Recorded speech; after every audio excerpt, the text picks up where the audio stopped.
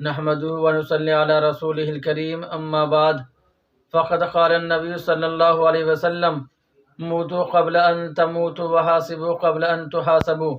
محترم ناظرین کرام، یہ حدیث جو ابھی خطبہ کے اندر پڑھی گئی ہے، اس کے اندر حضور اقدس صلی اللہ علیہ وسلم نے ارشاد فرمایا ہے کہ مرنے سے پہلے مرو، اور قیامت کے دن تمہارا جو حساب و کتاب ہونا ہے اس سے پہلے اپنے حساب و کتاب اور جائزہ لو۔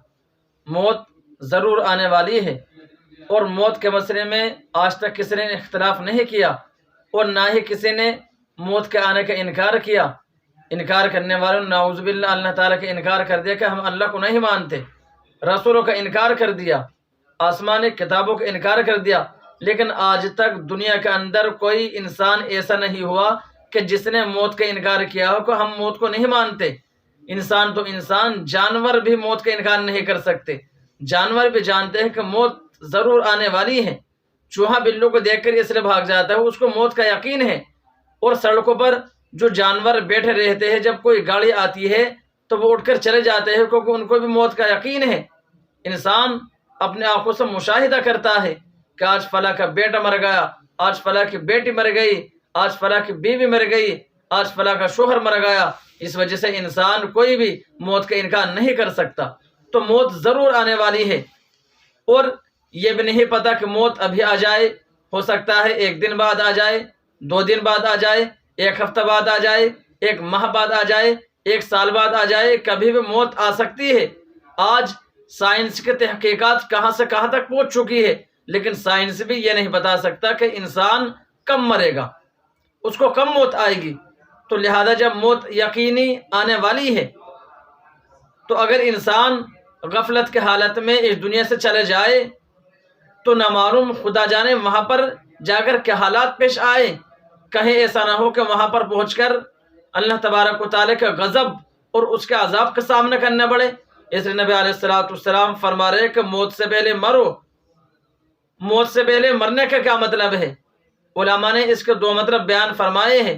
ایک مطلب یہ بیان فرمایا ہے کہ اس حقیقی موت کے آنے سے پہلے مرو، یعنی اس کا مطلب یہ ہے کہ تم نے یعنی تمہارے خواہشات جو اللہ تعالیٰ کے مقابل اور معارض ہے، اور تمہارے دل کے اندر جو اللہ تعالیٰ کے نافرمانی کرنے اور گناہ کرنے اور ناجائز کام کرنے کے جو داعیے اور تقاضے پیدا ہوتے ہیں، اس کو کچل ڈالو، ان کو مار ڈالو، ان کو فنا کر ڈالو۔ ایک مطلب یہ ہے۔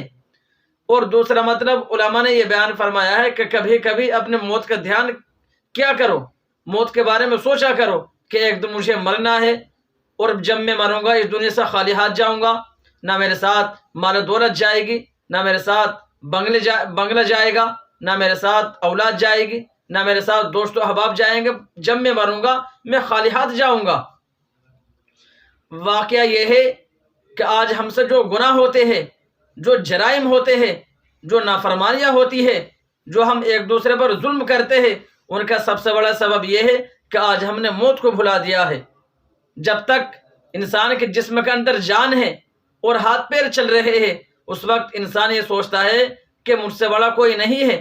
اس وقت وہ تکبر بھی کرتا ہے، شیخی بگارتا ہے، دوسرے پر ظلم و ستم بھی کرتا ہے، دوسرے کے حقوق پر ڈاکہ بھی ڈالتا ہے۔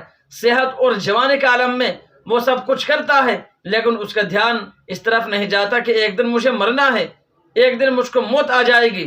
اپنے ہاتھوں سے اپنے پیاروں کو مٹی دے کر آتا ہے، اپنے پیاروں کو جنازہ اٹھا کر کے لے کر کے جاتا ہے، لیکن اس کے باوجود انسان یہ سوچتا ہے کہ موت کا واقعہ اس کے ساتھ پیش آیا ہے، میرے ساتھ تھوڑی پیش آیا۔